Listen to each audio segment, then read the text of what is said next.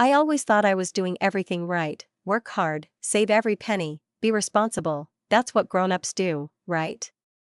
At least that's what I'd been telling myself for the last 10 years, working 60-hour weeks at my accounting firm, never allowing myself a moment's rest, never allowing myself a day off, as if I were trying to earn not just a house but also the respect I'd always lacked. My name is Hannah Mitchell, I'm 30, I'm single, and just 2 weeks ago, with trembling hands, I finally signed the papers to officially own my own place. Words I repeated to myself, barely holding back tears, because this was not just a house, it was a symbol of my independence, my adulthood, my victory. When my grandmother died, and it was suddenly, quietly, in her favorite chair by the window, overlooking the garden where daisies always bloomed, she left me a modest inheritance, not a huge amount of money to change my life upside down, but significant enough to cover part of the cost of the apartment and make the journey to the dream I had been fighting for years a little easier. I started saving money back when I got my first job at 22. It wasn't the office of my dreams, but a noisy, stuffy corner on the 4th floor of an old building with no elevator, but it was my launching pad.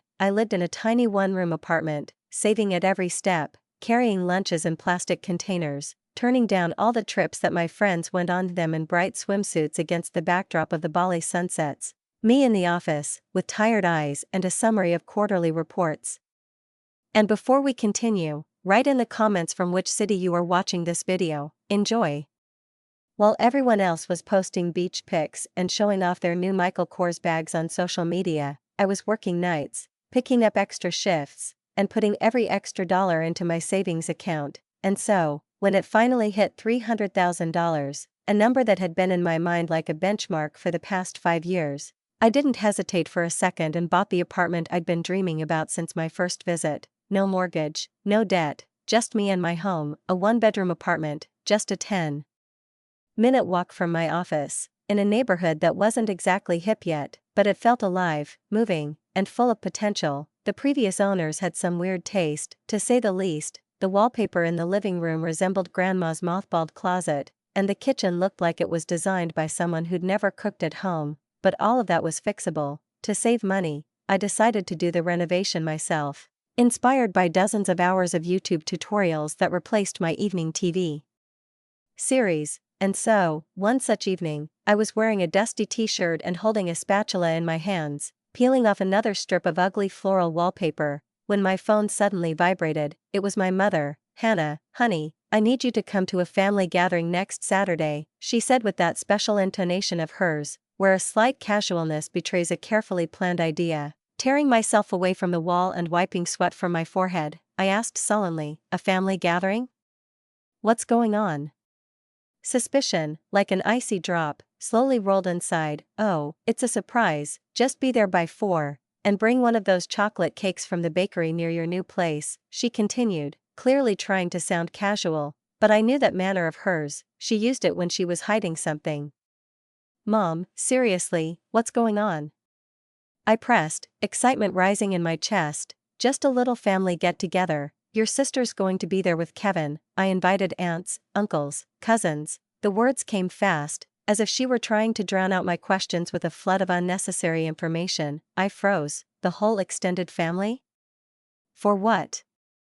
"It's a secret, Hannah, a surprise, just be here," she said, and before I could ask another question, the line went dead. I was left standing there, phone in hand, putty knife in hand, peering at the bright pink buds on the wallpaper, and shrugged, going back to work. Whatever she was planning, Lily's wedding, a surprise anniversary, some other parental prank, clearly could wait.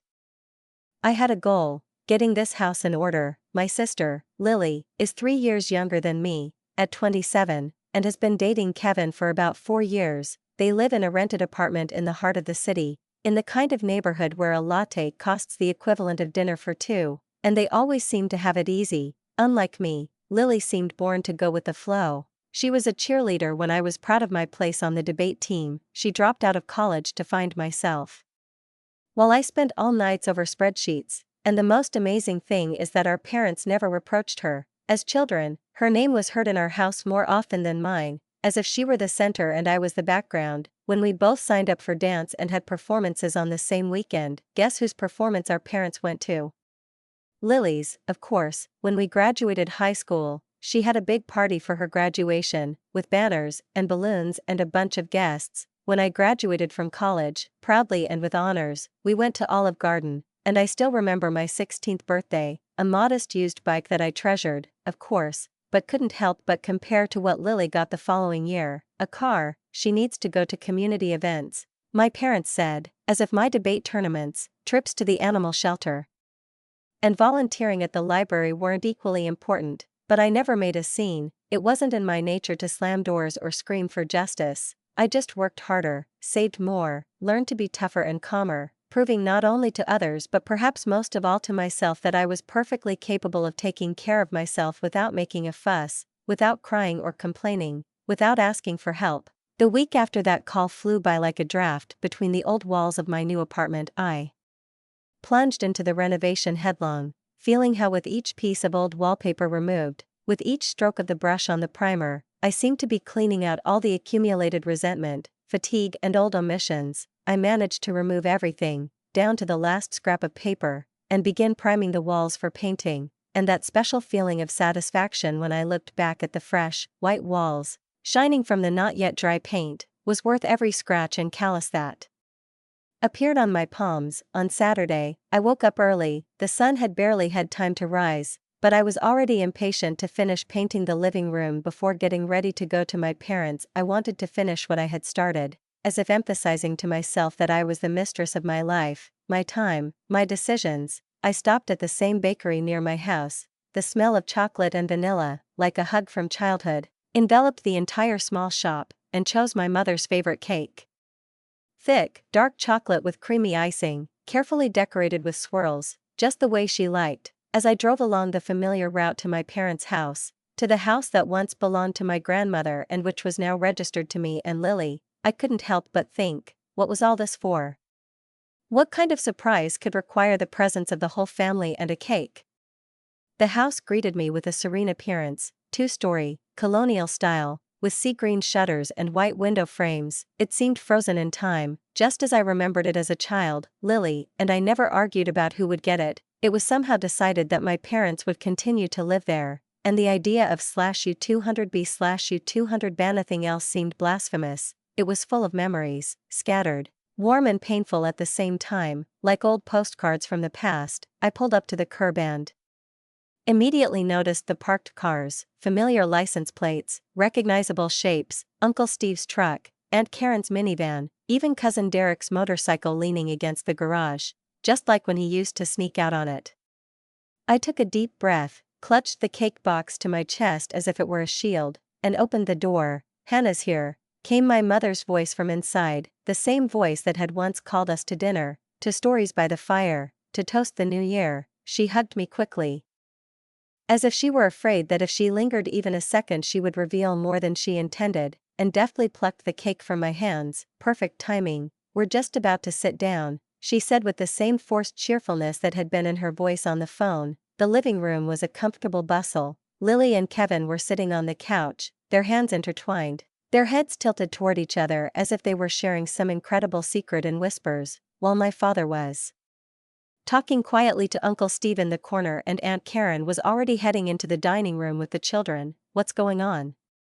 I asked Lily, walking up to her, holding back my impatience. She just smiled mysteriously. "You'll see." That smile, light and meaningful, only increased the anxiety tugging at my insides. I followed everyone into the dining room, and as soon as I saw the china, the one with the blue flowers around the edges that Mom only took out for Thanksgiving and Christmas, I knew that whatever was planned was important. I sat down next to Derek, and he seemed as confused as I was. "Do you know what this is about?" I whispered. He shook his head, sighing. "I have no idea. Your mom just said she had something to announce." The food was passed around: potatoes, mashed potatoes, green beans, and, of course, my chocolate cake took its place of honor in the center of the table. Everyone pretended it was a normal family dinner, jokes, reminiscing, cautious compliments, but the tension hung in the air like thunder before a storm. And then, when everyone had filled their plates and was eating, Mom stood up. She tapped her glass lightly with her spoon, making it jingle, and everyone fell silent. "I want to thank you all for coming today," she said, beaming as if she had won the lottery. we have some wonderful news to share with you." She stood at the head of the table, her smile unnaturally wide as she looked at Lily, and I already knew it was about her. "Our dear Lily is pregnant," Mom announced. And at that very moment the room was filled with cheers, applause, laughter. "Congratulations, Lily." Flushed, Kevin put his arm around her shoulders, and I caught her eye across the table and smiled tightly. "Congratulations, Lily," I said, and despite our differences, I was genuinely, truly happy for her at that moment. But Mom wasn't finished. She glanced briefly at Dad and Lily, and then, taking a step to the side, turned to face me. Her face suddenly changed, from radiant to tense, and her eyes took on the caution with which one usually communicates something painful. "That's not all," she said, her voice cutting through the general hubbub, and the room went silent, as if someone had suddenly turned off the sound. Everyone turned to look at me. Mom took a breath and spoke. "As you all know, Hannah recently bought herself an apartment." She nodded in my direction, the family began nodding, and someone muttered a congratulatory note that they had clearly not bothered to say 2 weeks ago when I shared the news. "Hannah is 30 and single," my mother continued, and at that moment I felt the blood rush to my cheeks, hot and heavy. What does my marital status have to do with all this? The question flashed in my head like the flash of an old camera, painfully bright, tearing me out of the paralyzing numbness I had fallen into since hearing my mother's words. But before I could say anything, my mother continued, her voice soft, almost oily. "Lily is going to start a family. She and Kevin need their own place, not some rented apartment." My heart was pounding so hard I could feel it in my throat, in my temples, even in my fingers, as if my body knew where this conversation was going before my mind had a chance to process it. I glanced at Lily and Kevin, who were sitting there with their eyes down, staring intently at their plates, as if they could provide the answers they needed. My mother turned to me, and her smile, which had been wide and carefree, suddenly turned into something else entirely, cold and sharp, like a knife in the ribs. "Hannah, this is your chance to show how much you love your sister. How generous and kind you are." She paused, as if she hoped I would be happy to follow her lead, but instead I just sat there, stunned, unable to believe that this was all actually happening. "I think you should give your new apartment to Lily and Kevin," my mother said, as easily as if she were asking someone to lend a book or watch their dog. The dining room went deafeningly quiet. I looked at my mother, waiting, pleading, to hear that this was just a joke, a prank, that she would laugh, say it was a test, but the silence dragged on, and the joke never came.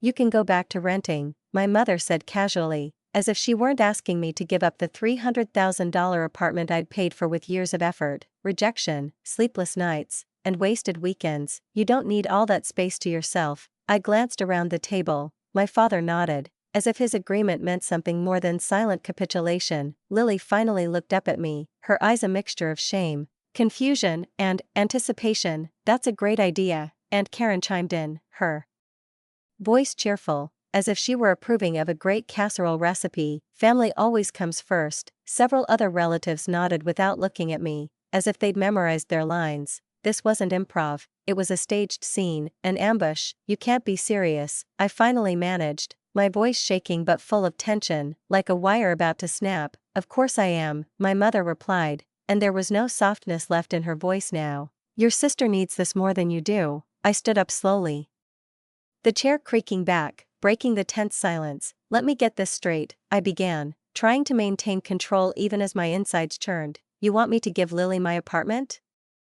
The apartment I worked 60 hours a week to buy for years? The apartment I bought with money from my grandmother, the one I loved more than anyone in the world, and that I saved for 8 years, denying myself everything? You want me to just give it away just because Lily got pregnant?" "Hannah," my father's voice dropped sharply, his eyes hard, "don't be selfish." "Selfish?" I laughed, short and harsh, but even to my ears it sounded hollow and hollow. "I worked for this apartment, every dollar, every sleepless night, every stab of back pain from overtime. It was all my work. No one helped me, no one offered." "But Lily needs," my mother began, but I interrupted her for the first time in years. "No, absolutely not. I'm not giving my apartment to Lily. It's mine, I deserve it." Lily began to cry, dramatically pressing her hand to her still flat stomach, and Kevin grimaced at me as if I had just said I hated children. "How can you be so heartless?" my mother demanded, her face flushing. "Your own sister How can you expect me to give up everything I worked so hard for? I persisted. Why doesn't Lily work? Why doesn't she save? Why does everything always seem so easy to her? The whispers at the table grew louder, and my family exchanged glances as if I had just broken an age-old taboo. You've always been like this, Mom spat, always thought only of yourself. I'm not giving her my apartment, I said, each word like stone. End of discussion. What happened next still plays in my head in slow motion. Mom, her face twisted in anger, grabbed the cake, the chocolate one with cream that I had brought at her request, and threw it at my face with unexpected force. It hit me square in the forehead, the cake crumbling, frosting running down my cheeks and neck, clinging to my blouse like a sticky reminder of how much I meant to her. The room froze, no one moved. I slowly wiped the frosting off my eyelashes, letting the cake fall to the floor. Dad and Lily didn't look shocked. On the contrary, they seemed satisfied, like it was expected, like I finally got what I deserved. Without a word, I grabbed my purse, my keys, and headed for the exit. Chocolate stains still clinging to my hair, my collar, my wrists. Behind me, I heard a scream. Selfish. It was my mother's voice. We have to disown you. Dad added, how could you do this to me? Lily was sobbing, but I didn't turn around. I got into the car, my hands shaking so much I could barely put the key in the ignition. But somehow I made it home, where it still smelled of paint and where the walls, even bare ones, were more honest than the people at that table. I collapsed on my old, second-hand couch, the same one I'd rented 5 years ago, and tried to process what had happened. The phone in my purse started shaking almost immediately. Messages and calls from my parents and Lily crashed down on me like an avalanche, mercilessly burying the last remnants of calm. The phone screen was bursting with notifications. You're acting ridiculous, just give her the apartment. I can't believe how selfish you are right now, said one message after another, and I caught myself thinking that I was reading them not with the eyes of an adult woman, but as if I had again become that little girl who was being explained why her desires were always less important than Lily's. After everything we've done for you, your pregnant sister needs a home, my mother wrote, as if not noticing the desperate persistence with which she continued to destroy my sense of belonging to this family. I turned off the phone and threw it aside with relief, as if it were the source of poison that was seeping into my blood through the screen. What have they done for me? This thought did not leave, like a nail driven deep into my consciousness. My whole life, I've been the second one, the shadow, the compliment, the one who always gives in, adapts, waits for others to be more comfortable. When we were kids and we both needed new clothes for school, Lily would shop for designer jeans, shirts, shoes, all with tags, all from glossy catalogs, while I'd settle for whatever was on sale, where the clothes were from previous seasons and out of size. When we both applied to summer camps, Mom and Dad found the money for Lily's art camp, but I was told that debate camp was too expensive for 1 week, as if my passion and my dreams were worth less. For her 16th birthday, they threw a party with a DJ, a light show, and a 3-tiered cake, and for mine, Mom baked a cake and invited 2 aunties, and it was a family holiday that I was supposed to appreciate. And now they expected me to simply give her my apartment, the one thing I had achieved entirely on my own, a place I had invested not just my money but my heart in, my work, my patience, my strength. I thought about the house we had sat in just an hour ago, my grandmother's house, the woman who alone seemed to love me unconditionally, the house she had bequeathed to Lily and me equally, and I had let my parents stay there. We had both let them, out of kindness, out of respect, without asking for payment, recognition, or gratitude. I owned half of that house, as did Lily, and suddenly, amidst all the chaos, the insults, the reproaches and sweet insults, I realized what exactly I needed to do. The next morning, I woke up not with a heaviness in my chest, but with a clear sense of purpose, as if something had finally aligned inside. I opened my old filing cabinet, heavy and creaky but sturdy, and shuffled through the folders until I found one with the words Grandma's will written on it in ink. Inside was a document confirming what I already knew. Lily and I were equal owners. We each owned 50% of the house. My parents were there not by right of ownership, but by our free will, and that was important. That changed everything. I was about to dial my lawyer's number when my phone vibrated again. It was a notification from a social network. My mother had tagged me in a post. With a growing sense of unease, I opened the app and almost dropped the phone. A post appeared on the screen like a scroll with a sentence. It pains me to say this, but sometimes family disappoints you in the worst ways. Yesterday, my daughter Hannah refused to help her pregnant sister Lily when she needed it most. Despite having the resources, Hannah chose selfishness over family.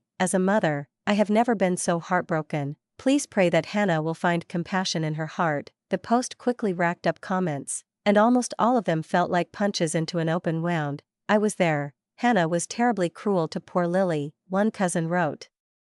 Some people just don't understand what family is, a neighbor I barely knew added. Kept the apartment to herself while her sister was pregnant, disgraceful. Wrote a family friend I'd only met 3 times in my life. Not one person, not one, mentioned that my mom had thrown a cake at me. Not one questioned why I should ever give up the apartment I'd earned. I scrolled through the comments, and each one was like a new blow. Each word a cold blade to the chest, and the worst part was that my mom liked and responded to the most vitriolic of them. She wasn't just trying to shame me, she was launching a public shaming campaign, and in that moment, in that icy silence, something inside me broke, something completely and irrevocably.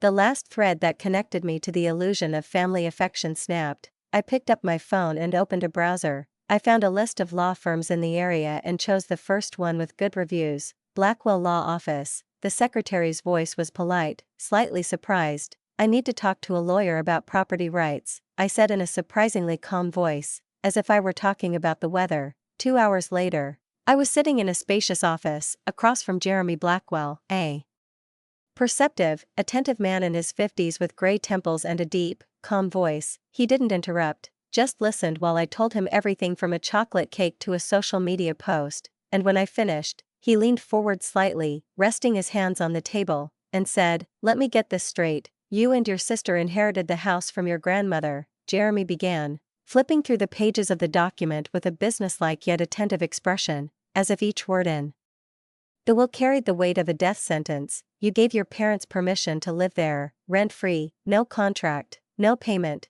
entirely at your own discretion. Now, after they demanded that you give it to your sister, and publicly humiliated you when you refused, you want to know what your options are with the house? He looked up from the papers and peered at me over the top of his glasses. Yes, I nodded, feeling my insides tighten with a mixture of anxiety and determination. I don't want to get revenge, but they haven't shown me any respect or consideration. I need to know what my rights are. Jeremy folded the papers neatly, tapped them with his fingers, and nodded. That's clear. You and your sister each own 50% of the property. You can request that the house be sold at any time and the proceeds split between you and your sister. I leaned forward slightly. What's the process? I asked, as if this were a business transaction unrelated to the most painful of ties. I'll draw up a formal notice of your intent to sell your half of the property, he continued. Your sister can either buy you out at fair market value, or we'll have to sell the entire house and split the proceeds. Your parents have no legal say in the matter. I took a deep breath and let it out, as if I'd finally regained my voice. Do it, I said. His nod was calm and businesslike, but there was something about it that said, you're on the right track. Over the next few days, I threw myself deliberately into renovating my apartment. I finished painting the living room. The soft gray I'd spent almost a week choosing was just right, calm, understated, but not boring. Then I set about removing the old carpet, dusty, threadbare, smelling of other people's lives. Physical labor had become more than just a task for me. It was an escape, a way to let out the pent-up pain, to distract myself from my thoughts, to feel in control again. I temporarily blocked all their numbers. I needed space, I needed silence, not filled with accusations, but full of clarity and peace. 5 days after meeting Jeremy, my doorbell rang. I went to the peephole and froze. My parents, Lily and Kevin, were standing outside. I didn't open the door. Hannah, we know you're in there, my mother shouted, her voice demanding, without the slightest sign of remorse. Open the door right now. We need to talk about this ridiculous letter, my father added. Louder this time. I said nothing. Didn't move, just slowly pressed the record button on my phone, launching the voice memo app. Their voices echoed down the hall, bursting through the door. You're ungrateful, my mother screamed. After everything we've done for you, you're trying to make your pregnant sister homeless. Lily's voice was shaking, but there was no fear or pain in it, only feigned indignation. that's low, even for you," Kevin added, as if they'd rehearsed it beforehand. I sat in my living room, my phone next to me, and I recorded everything, every word, every threat, every insult they hurled at my door for almost 15 minutes before they finally gave in and left. The next day, I forwarded the recording to Jeremy. He called back almost immediately. "This is harassment," he said firmly, leaving no room for doubt. "We can apply for a restraining order if necessary, but more importantly, their behavior only strengthens our case. They have clearly demonstrated hostility toward you." His words weren't just reassuring, they confirmed what I felt. I had a right, I wasn't a monster, I was simply defending myself. A week later, Jeremy called again. "Your parents' lawyer has reached out to you," he said. "They want to mediate. The mediation is scheduled for next Monday, here in my office." I arrived early the day of the meeting. My navy pantsuit was impeccable, the same one I wore only for the most important business meetings. I pulled my hair back into a neat bun, and when I looked at my reflection in the glass door, I saw not a frightened daughter, not a sister in the background of someone else's life, but a grown woman who was no longer prepared to remain silent. Jeremy greeted me with a confidence that gave me strength. "Remember, you have every legal right to do this," he said, placing his hand on my shoulder. "Don't let them make you feel guilty." My parents, Lily and Kevin, arrived, accompanied by their lawyer. My mother looked at me, and there was no remorse or pain in her eyes, only contempt. "Traitor," she hissed as she passed. The negotiations began. My parents' lawyer spoke first, laying out their position. Selling the house would create undue hardship for a pregnant daughter and elderly parents. Jeremy, without flinching, presented evidence, an audio recording, screenshots of social media posts and comments, testifying to their attitude towards me. For almost 2 hours, the negotiations went in a vicious circle. They sometimes asked, sometimes manipulated, sometimes accused. Then the lawyers retired for a confidential discussion. I sat there, feeling my pulse pounding in my temples, my heart pounding in my ribs. When they returned, they laid out the outcome. The house would be sold, and the proceeds would be divided equally between Lily and me, in strict accordance with our grandmother's will. I nodded. My mother burst into tears. "Please, Hannah," she sobbed, and her voice suddenly became weak, trembling, almost childish, as if a second before there had not been all this rage, contempt, words with which she burned me alive. "We are your family, how can you do this to us?"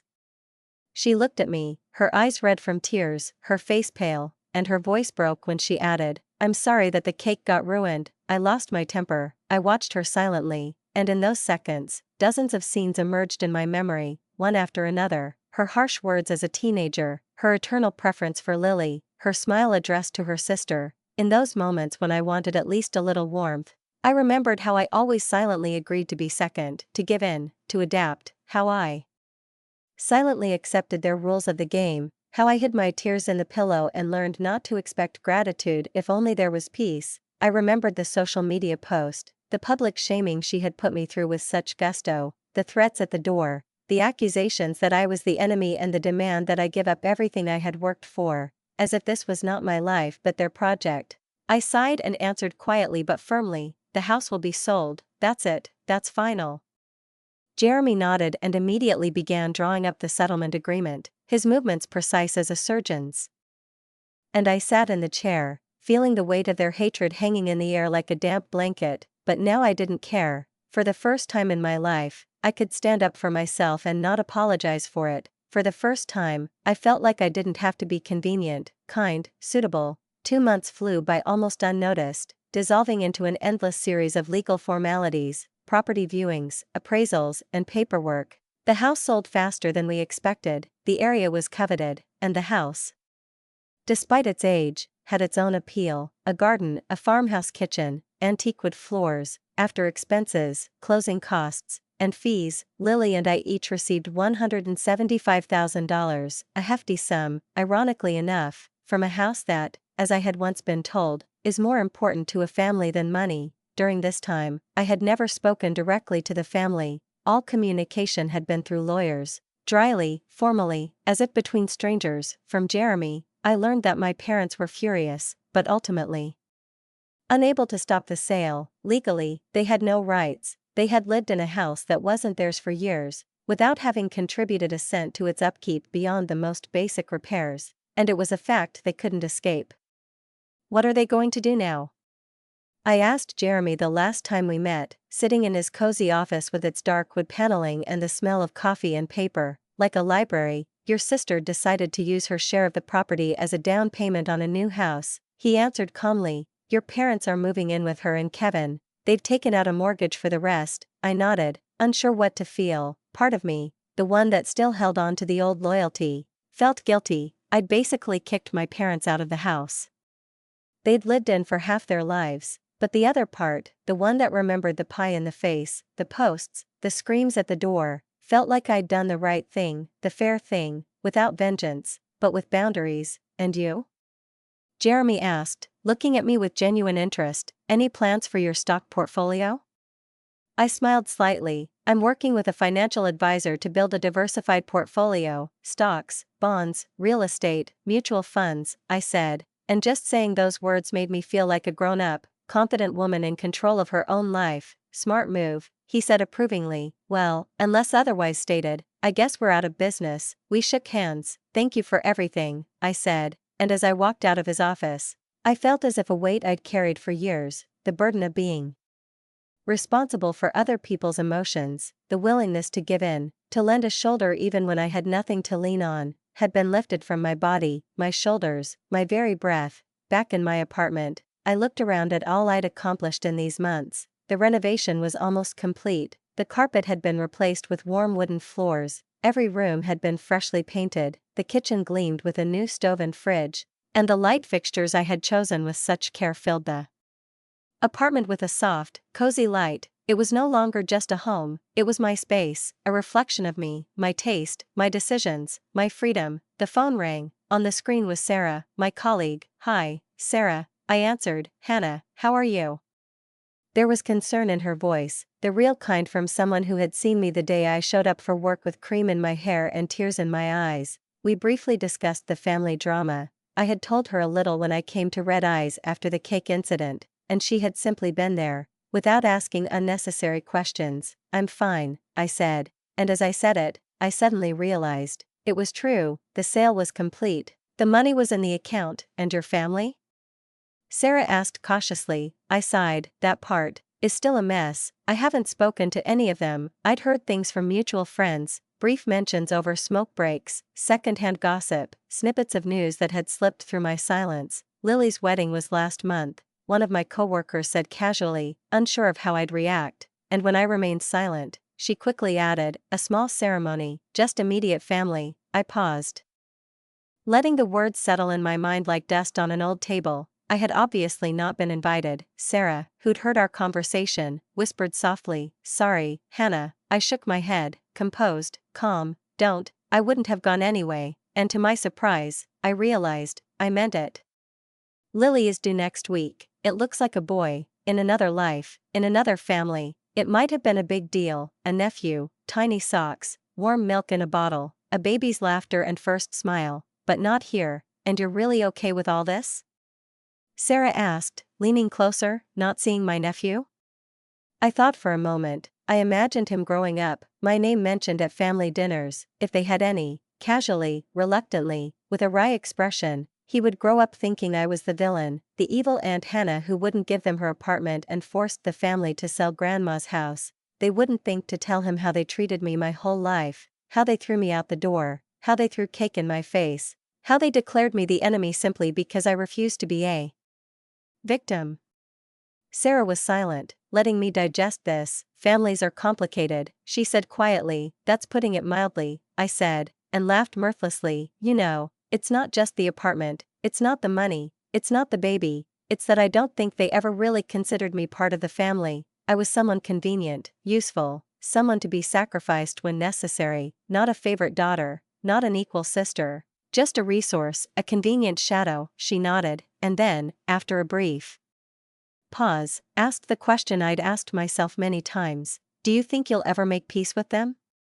I looked out the window, where the evening sun cast long shadows on the neighboring houses, and said, no, not until they admit what they did and sincerely apologize. And I knew that would never happen. My parents are 60, they've been kind to Lily all their lives. I doubt they'll suddenly realize. After I hung up, I poured myself a glass of wine and stepped out onto the balcony. the sun was setting. The sky ablaze with shades of amber and rose gold and dusty lilac, and there was something startlingly quiet, honest, about the evening, as if even the day itself had acknowledged my weariness and given me a break. 6 months ago, if someone had told me I'd be pulling away from my entire family, I probably would have felt devastated, I'd have cried, I'd have felt guilty, I'd have doubted, but now, standing there, barefoot, with a drink in my hand, I felt strangely at peace. My phone buzzed with a new text. A mutual friend, Lily, had given birth, 7 pounds 6 ounces, everyone was fine. I stared at the screen, waiting to feel anything, sadness, anger, regret, but all I felt was a distant acknowledgement,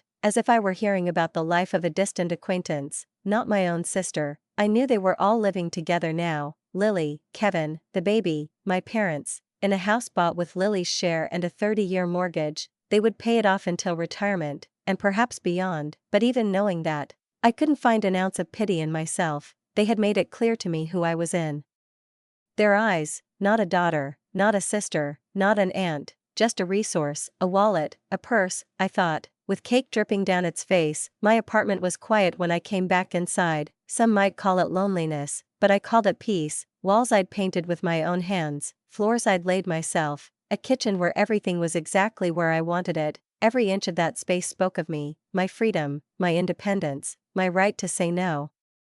On the bookshelf sat a small box, old cedar, with worn edges, containing the only photographs I had kept, me and Grandma. She was the only person in my family who treated Lily and me equally. Maybe she saw how I was being treated, maybe she understood, albeit silently, and was trying to balance the scales, leaving us equal shares. I reached out, touched the lid of the box, and quietly whispered, "Thank you, Grandma." As for the others, I felt no desire or need to reach out to them. The ball was in their court, and, frankly, I suspected it would stay there forever.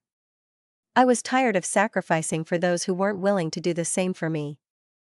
I always thought family was unconditional love and support, but now I realized that real family, whether blood or found, never asks you to set yourself on fire to keep them warm. They don't throw pie in your face if you say no. They say, "Burn," and walk away. My phone was silent. No calls from my mother begging for forgiveness, no texts from my father admitting his bias, no line from Lily thanking me for the years I'd spent in her shadow. And you know what?